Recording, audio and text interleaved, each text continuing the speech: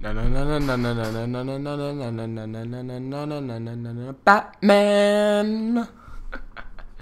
What's up, guys? It's me, Zach, or the AustereWizard, and this is my review of Batman: The Dark Knight Rises, which I just saw on Friday night, I think. What's today? Sunday? It was Saturday night when I saw it, like a 6:40 show. But before I get into the review and what I thought of it, this sweet gameplay that you're watching right now is from the one and only Unrivalable. Link will be in the description. And the final score is an impressive 100 kills and 13 deaths. And this, of course, is a MOAB gameplay, because Unrivalable is the sole MOAB supplier on this channel. So thank you a lot for letting me gain access to your MOAB vault. So that seems to be all there is in it.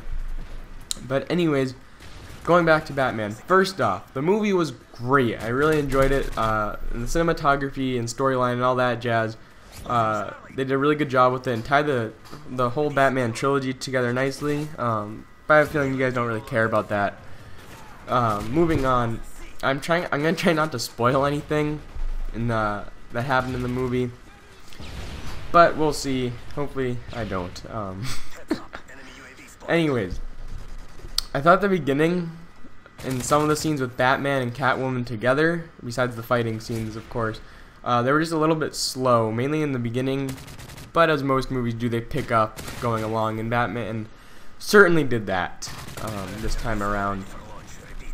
There were definitely lots of, like I said, lots of explosions, and fighting scenes were kept up the pace, which is always good. Who doesn't like that stuff, right? But some of the points regarding Bane, the main villain in this installment, I guess you could call it, they're a bit cloudy and unclear as to like where he came from. I know they went over where he came from in the prison and everything, but they didn't really, I don't know, I felt like I needed more of a backstory on him. I guess I'm just not die-hard enough to know that sort of information. But overall, I thought Tom Hardy, the actor of Bane, did a really good job. But I didn't find Bane to be as intense as the Joker, who was played by the late Heath Ledger in The Dark Knight, the previous Batman movie. If you don't know that, like, even though Bane was just a badass, and like overall just like don't mess with him, the Joker made The Dark Knight a bit more suspenseful and enjoyable to watch, I thought. Also, it was like 3 hours, so it was a long one, but it held your interest, I would say. There weren't any parts you're like, oh, this is kind of boring. It got slow, but wasn't unbearable. Now, the last hour or so left me, and I'm assuming many moviegoers, a bit confused. Maybe I wasn't paying close enough attention, but hopefully maybe some of you can answer this. My first question is, like, what happened to Catwoman? Like, I must say Anne Hathaway did a good job playing her, but she didn't really have a big role. Like, the movie would have been fine without her. I was expecting Catwoman to have a more, like, important part in the movie. Like, in the comics, from what I remember reading of, like, I don't know how to explain it. Like, I'm sure you know what I'm talking about. Like, she had more of a bigger role and was usually constantly fighting with Batman, sort of. But in this, it was only like a small scene. She took something of Bruce's, and it was just a minor little scuffle, but they didn't really have any arguments, per se. I don't know, I felt like she should have had more of an importance throughout the movie. But she did a good job, so I'll give her that. But at the ending, or near the ending, I know she was with Morgan Freeman, who plays Fox, which is basically the Q of Batman, James Bond. You know what I'm talking about, connections. You know what I'm implying, I hope. But I know she was on the Bat Bike, if that's what it's even called. She was blowing up some rubble and whatnot. But I'm not really sure what happened. I think Bruce, or Batman, handed her the thing, whatever it was called. Like I said, I'm sure you guys know what I'm talking about if you've seen the movie already. This isn't the best review I really need a new chair. That's a whole nother thing. Going back with the questions, this is just like an open-ended question because this is like really opinionated, I guess. Unless you know the future of the Batman movies and DC movies, I guess, in general. But one of the detectives, Blake, who's played by, what's his name? I think Gordon Levitt. I'm not sure, you might have to double check that.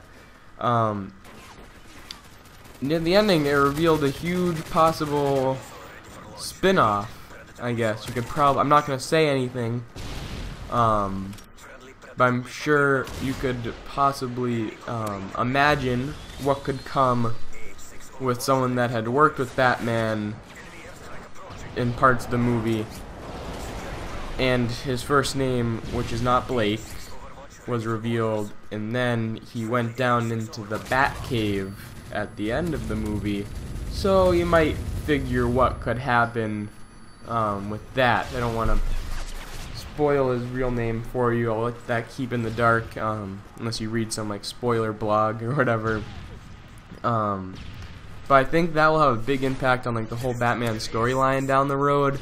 But it'll be really interesting to see where DC, the comic book or the comic company, takes that and see what direction they run in.